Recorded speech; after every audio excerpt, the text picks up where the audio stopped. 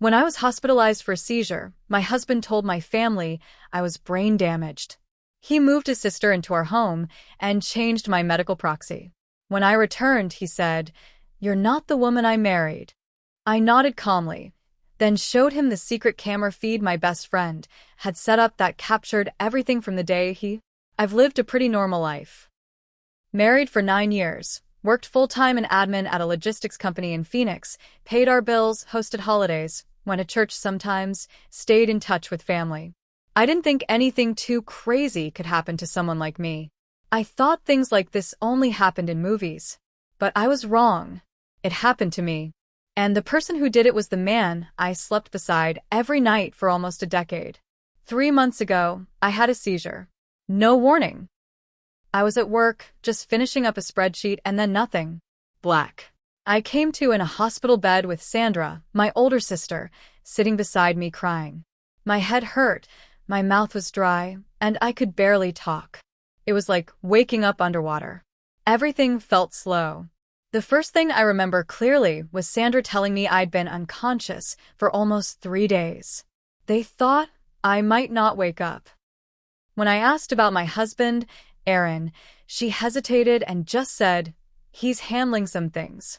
That didn't sit right, but I couldn't process it then. Doctors told me I'd had a grand mal seizure. No known history. No cause yet. They said it might have been a one-time event or the beginning of something more serious, but there was no immediate sign of lasting damage. I was groggy and confused for a few days, but I was still me. I could remember everything. I could hold a conversation. I could walk and eat and think. But even after I was awake and talking, Aaron didn't show up. Not once. I stayed in the hospital for almost a week. Not a single call from him. No visits. No flowers. Nothing. When I asked Sandra why he hadn't come, she said maybe he was overwhelmed. She said he was trying to get things in order at home. But she wouldn't meet my eyes. Natalie, my best friend of 15 years, was the one who finally drove me home when I was discharged. She was tense the whole way there. Quiet. Finally, she said, "Don't get mad, but something's off. I've been checking on the house while you were out. You need to be ready." When we pulled up, the first thing I noticed was that my car was gone.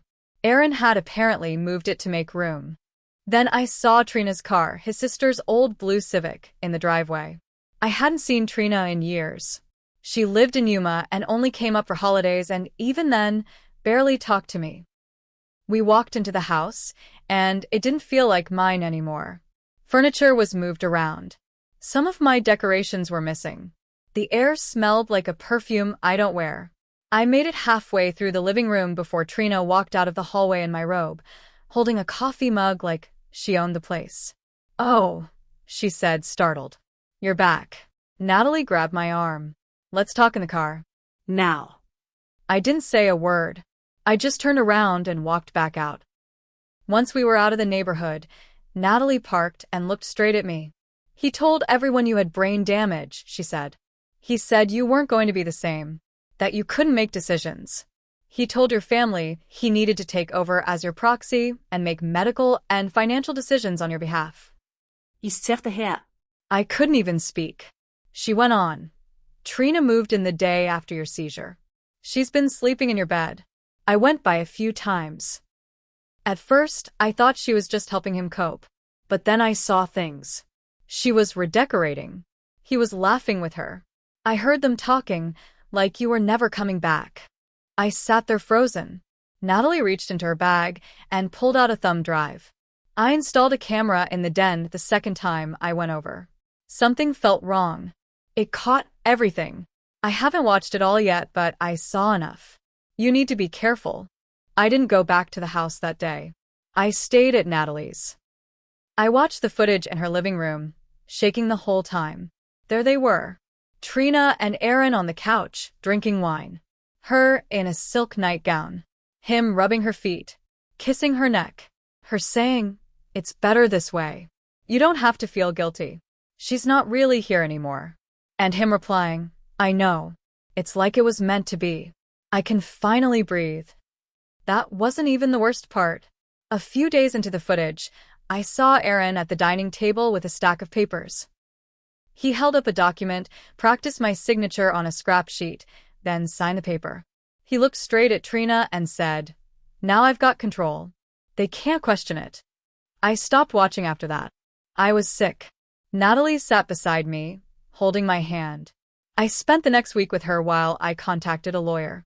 We pulled my medical records, started building a case, and filed to revoke the false proxy and investigate the signature. But I knew that wouldn't be enough. I needed him to know what he had done to me. I needed to see his face when he realized I wasn't broken, that I had come back, that I knew everything. When I finally went back to the house, it was a Sunday. He was just walking in from the grocery store. He froze in the doorway when he saw me sitting on the couch, holding the remote. He blinked. You're home?" I didn't say anything. I just turned on the TV and hit play. The footage started rolling. Him laughing with Trina, pouring drinks, talking about how I was gone for good. His face changed. All the color drained from it. His mouth opened, but no sound came out. Then he said, quiet and bitter, "You're not the woman I married." I nodded slowly. Calm. Steady. "No," I said. "I'm not." She wouldn't have seen this coming, but I did. He stood there holding the grocery bag like he didn't know whether to drop it or throw it. I watched his fingers tighten around the plastic handles until they snapped. Oranges spilled out onto the floor. He didn't move to pick them up. "You had someone spy on me?" he said, his voice low and mean now. "No," I said. "I had someone protect me." I hit pause on the video. His face was frozen on the screen, mouth open mid-laugh, while Trina sat next to him like the queen of my house. "You told them I was brain-damaged, Aaron. You lied to my family. You forged my name on legal papers. You moved your sister into our bed. And you think I'm the problem?" His eyes darted toward the hallway, where I guessed Trina was. Then he looked back at me. "She was helping me," he said. "You don't understand how hard it was. They said you might not wake up. What was I supposed to do, fall apart?" "No," I said. "You were supposed to wait. You were supposed to care. You were supposed to act like I was still your wife, not a corpse you couldn't wait to replace." He stepped closer. "Look, maybe I handled it wrong. But I didn't know if you'd ever come back. You weren't talking, you couldn't move, I panicked." "You didn't panic. You planned." His jaw clenched. "We were falling apart before this happened. You can't deny that. You worked all the time. You never wanted to talk about us. You weren't there for me emotionally." It was the first time I wanted to hit him. Not because of the lie, but because of how calm he was saying it. Like that was supposed to make what he did okay. "That doesn't give you the right to erase me," I said. "You could have left. You could have filed for divorce. But instead you played widow while I was still breathing." Just then Trina walked in. She was wearing leggings and one of my old college sweatshirts. She looked at me like I was the guest. "I guess you told her everything?" she asked Aaron. He didn't respond. She turned to me and crossed her arms. "Well, we didn't know you'd be walking through the door like nothing happened. You should be grateful we kept the house running." I almost laughed. "You mean the house I paid for while you played pretend wife?" She rolled her eyes. "We were trying to move on. You think this was easy for us?" Natalie had warned me not to let them flip the story. Not to argue. Just gather everything and go to court. But I needed them to hear it. I needed them to feel the heat rising. "I have a lawyer. I have the camera footage. And I have my medical records. You two better get out before this gets uglier." Aaron looked like he wanted to say something else, but Trina grabbed his arm. "No," she said. "We're not doing this now." And they left. Not just the room. They left the house. Trina peeled out of the driveway like it was her home she'd been kicked out of. I locked the door behind them, shaking. The next day, the text started. Aaron sent the first one. "You don't have to do this. We can work it out privately. Think about what this will do to your reputation." Then Trina, "You're making a fool of yourself. You were half gone, and now you want to play victim?" I didn't answer. Then a few days later, I found out Aaron had tried to drain our joint savings. The bank flagged it and froze the account. My lawyer got the alert before I did. He also found out Aaron had filed a false change of address form to reroute my mail to a P.O. box in Mesa. That was the moment it became war. Not just betrayal. Not just heartbreak. This man was actively trying to erase me. Again. So I started fighting back, with everything I had.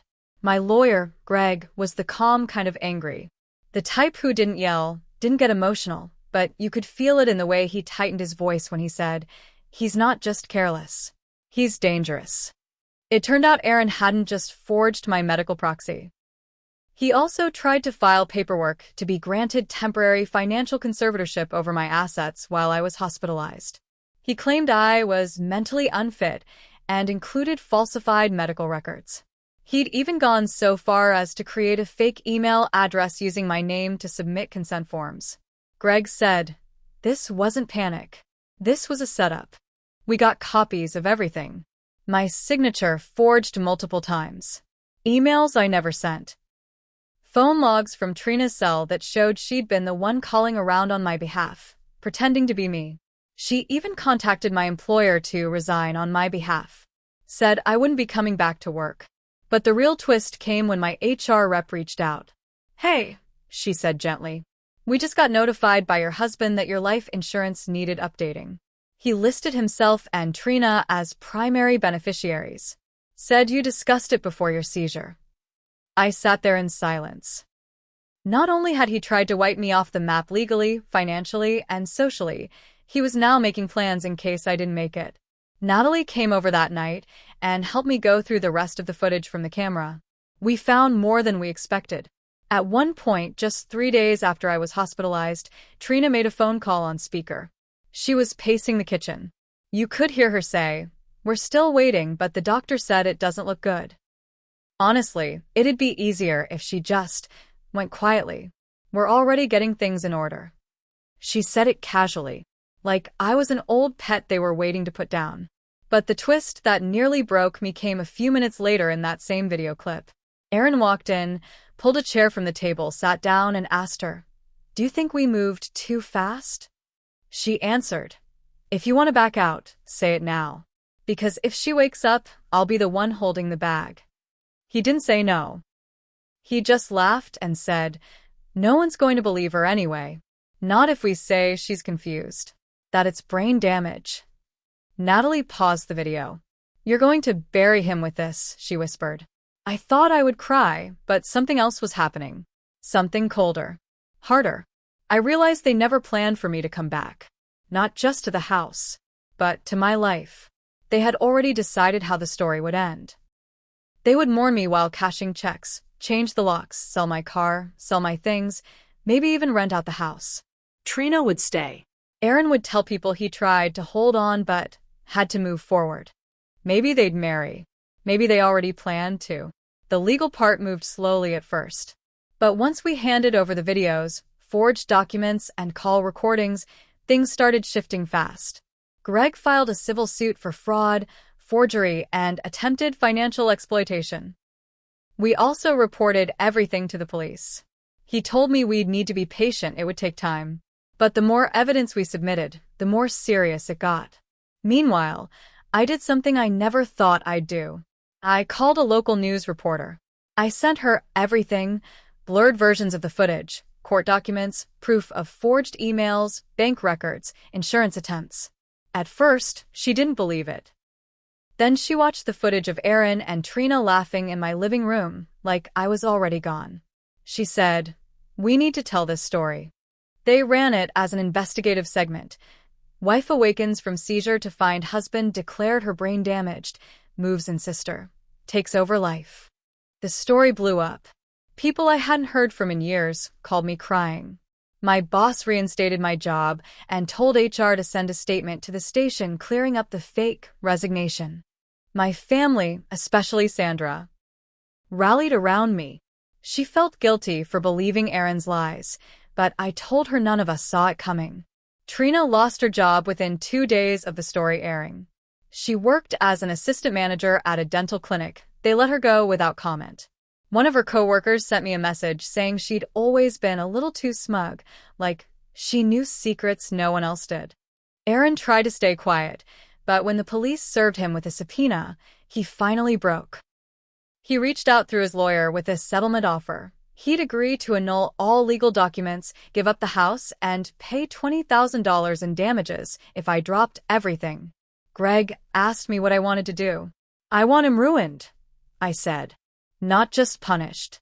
Seen for who he is. So we refused the deal. The case went public. In court, I sat across from him as he tried to explain why he did it. His lawyer said he was under emotional stress, that he thought he was making decisions in her best interest. Then we played the clip of Trina saying, honestly, it'd be easier if she just went quietly. You could hear the courtroom gasp. Aaron was pale, sweating. He didn't look at me once. We won the civil case.